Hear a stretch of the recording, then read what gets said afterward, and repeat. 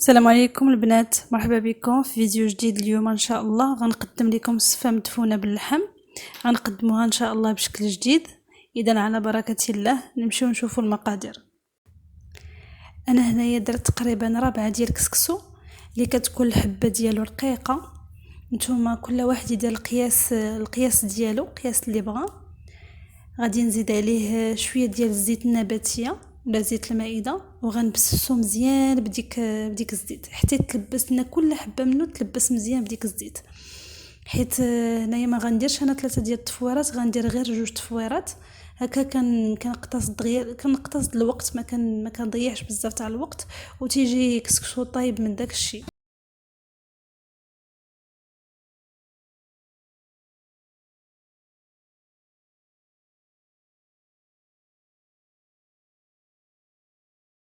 كيف ما كتشوفوا هنا جبت واحد الكاس كبير ديال الماء اللي سخون. ما غنديروش انا كله، المهم غنخوي عليه الماء سخون القياس اللي يغطي لنا داك الكسكسو كامل.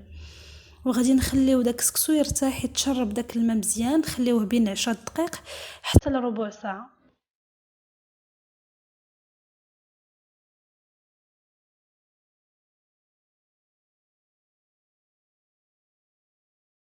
كيف ما كتشوفوا من بعد ما كسكسو ارتاح لينا وشرب داك الماء مزيان، راه كيتحل بسهوله.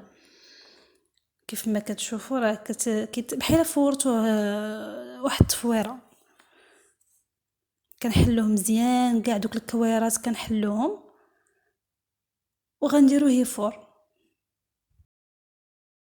اذا هنايا غندوزو للمقادير ديال اللحم. ديك الدغبيره اللي غادي نسقيو بها السفه ديالنا، عندي هنا 4 ديال اللحم، عندي واحد البصله مشلضه كبيره، وعندي ربيطه صغيره ديال القزبور ومعدنوس. في الاطريه عندي الخرقوم، عندي البزار، عندي سكينجبير، عندي القزبور يابس، عندي المروزيه ديال اللحم، راس معلقه ديال القرفه، واحد العويد ديال القرفه، وعندي الزيت النباتيه، وعندي زيت الزيتون. واحد الحاجه اللي نسيت ما ذكرتهاش لكم مع هاد العطريه، وهي زعفران شعره. الا كان عندكم زعفران شعره ديروه، راه تيجي زوين. انا نسيتو صراحه الله.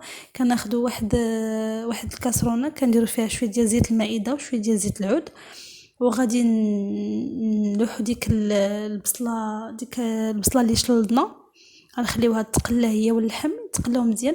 على فكره الا ما عندكمش اللحم راه تقدروا ديروا حتى ديروها باللحم ولا بالدجاج، حتى الدجاج كتجي غزاله. غديروا نفس المقادير، وما ديروش هي ديك المروزيه ديال اللحم. غديروا سكينجبير والخرقوم والملحه البزار، شويه ديال الزعفران شعره، واحد راس معلقه ديال القرفه، واحد العويد صغير ديال القرفه. يعني نفس المقادير اللي غتحيدوه هو داك المروزيه ديال اللحم. حتى بالدجاج راه كتجي زوينه، ديروه في خيط مثلا وهكا والصدر، وحتى كطيب داك حتى كيطيب لنا داك الدجاج مع حتى كيطيب لنا داك الدجاج وكنفرستوه. هنا كيف ما شفتوا البصله تقلات مزيان هي ديك اللحم. زدت عليهم العطريه، غنخليهم يتقلاو مازال واحد شويه. غنزيد ديك الربيطات ديال القزبور ومعدنوس وغنروي. غندير الماء اللي غيكفيني، ما يكونش عاوتاني الماء كثير بزاف، حيت خصها ما تجي ناشفه، تجي غير ديك الدغميره فيها، تجي ديك البصله هكا معسله.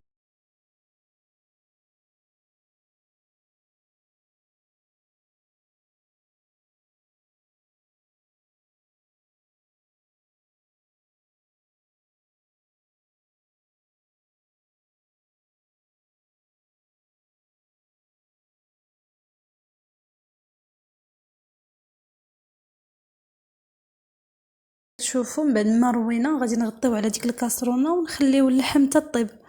وغادي نمشيو دابا للكسكسو. بعد ما كيفور لينا التفويره الاولى غنديروه في القصريه. وعلى فكره كيف ما كتشوفوا عندي تما واحد الزليفه فيها الزبيب، غسلت داك الزبيب مزيان ورقدته في شويه تاع الماء. اذا غندير شويه ديال الملحه، ديروا القياس ديالكم تاع الملحه، وغندير الماء وغنحل شويه داك الكسكسو، نخليه واحد شويه حتى يشرب داك الماء مزيان.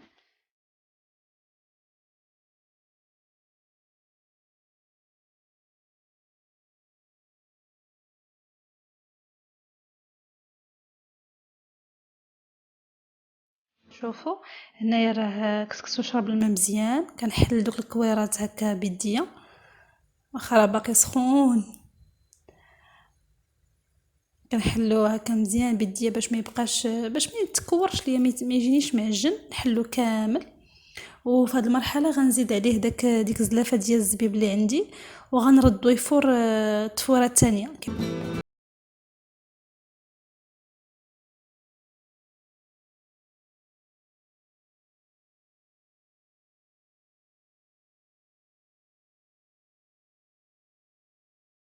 هنايا عندي شويه ديال المشماش اللي عسلت، وعندي واحد شويه تاع لاكاجو اللي غنزوقو به هاد الصفه. المشماش هنايا سلقته حتى طاب وبقى فيه غير شويه تاع الماء. زدت عليه واحد المعلقه كبيره ديال السكر سنيده، وواحد طريف صغير تاع الزبده، وحتى قربت نطفي عليه وزدت عليه واحد المعلقه صغيره ديال الماء زهر. صافي وخليته حتى تدسل ليا. كناخذ مشماشه وكنقطعها هكا على جوج، وباش غندير دوك الوريضات. هانتوما غتشوفوا ان شاء الله معايا كيفاش غندير اليوم.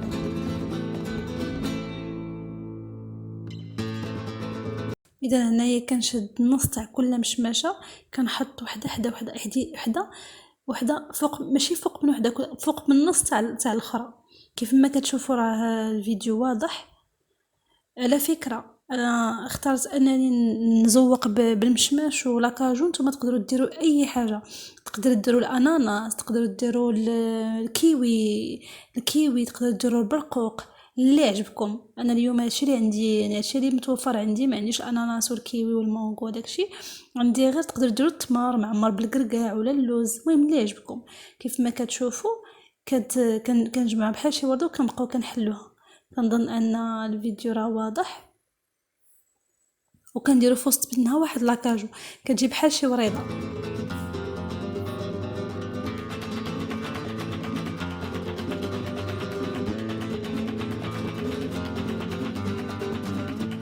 هنايا بعد ما كيفور لينا كسكسو المره الثانيه، كنديروه في القصريه، وكنكونوا موجدين واحد الكاس ديال الحليب، واحد المعلقه ديال الزبده.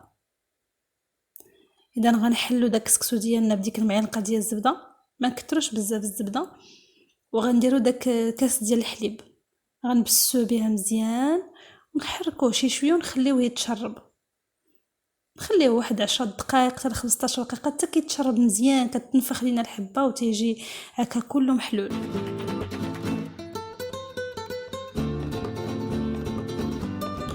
هنايا باش هنا داك كسكسو، حيت حنا هنايا دايرين ديك الصفه مالحه حلوه، غنديروا واحد المعلقه كبيره ديال باش يجينا حلو.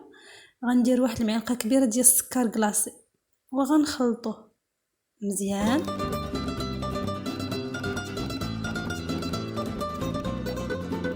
هنايا عندي اللوز، خديته حمرته شويه في الفران، خليته بالقشره ديالو كلشي وهرمشته، ماشي يكون مسحوق بزاف تيجي بحال الدقيق، يجي شويه مهرمش، يجيو شويه فيه طريفات هكا كبار، باش ملي نكونوا كناكلو كنتلقاو شي حاجه هكا، نتلقاو شي حاجه هكا اللوز كيكون باين.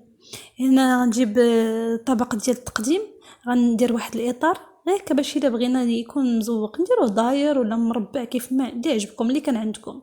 غندير واحد الطبقه الاولى، غنقسمو داك الكسكسو على جوج، غنديرو الطبقه الاولى ديال الكسكسو كيف ما كتشوفوا. غنديرو الطبقه الاولى، غادي نحاولوا اننا شويه كنضغطوا عليها بيدينا باش تجي مقاده، ونعاونوا بواحد المعلقه. انا ناخذ واحد المعلقه هنايا وغنحاول انني نقد بها داك السطح ديال الكسكسو.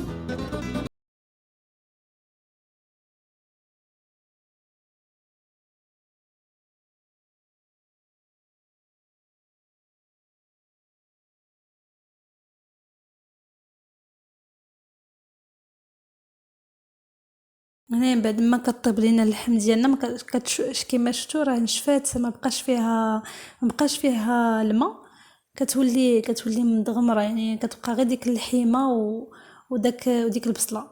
هنا راه حيدنا ديك الربيطه ديال قزبر ومعدنوس، وكنحاولوا اننا نقادوها مزيان، نحاولوا انها تكون في الجنيبات وفي الوسط باش الا جينا باش ناكلو تكون يعني كلها مسقيه بديك اللحم والدغميره، ما تجيش شي بلاصه خاويه شي بلاصه عامره. نكونوا استفنا ديك اللحم مزيان، دابا غادي نزيدو ديك الطبقه اللي بقات لينا ديال الكسكسو، نغطيو بها ديك اللحم. نحاولوا اننا كما قلت لكم عاوتاني مره تانية، اننا نقادو السطح ديال السفان، ناخدو معلقه ونحاولوا اننا نضغطو هكا شي شويه باش يجينا الشكل ديالها من الفوق، يجي هكا ملاس وزوين.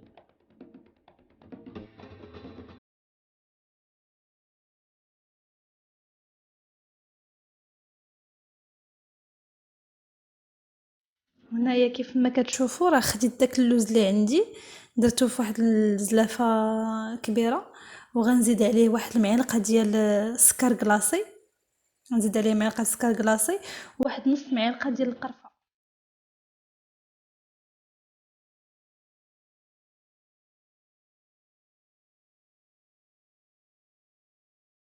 غنخلط داك الخليط مزيان وغنديرو فوق السطح ديال الصفه ديالنا، غنخويه كله.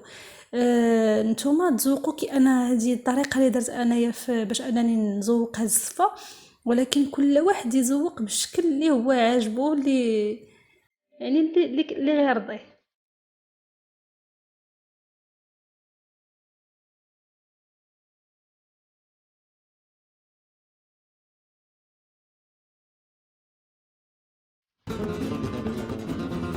اذا كيف ما كتشوفوا انا هزيت واحد الورقه ورسمت فيها واحد الدائره، وقطعتها بمقص، خديت شويه ديال السكر كلاصي درتو في الصفايه وغندردرو من الفوق هذيك الدائره، وغادي نهز ديك الورقه غير بشويه باش ما تخسرش لينا ما تخسرش لينا الشكل تاع ديك الدائره. وغنعاودو عاوتاني المره الثانيه والثالثه. انا درت في هاد الاطار اللي عندي جاوني 3 ديال الدائرات.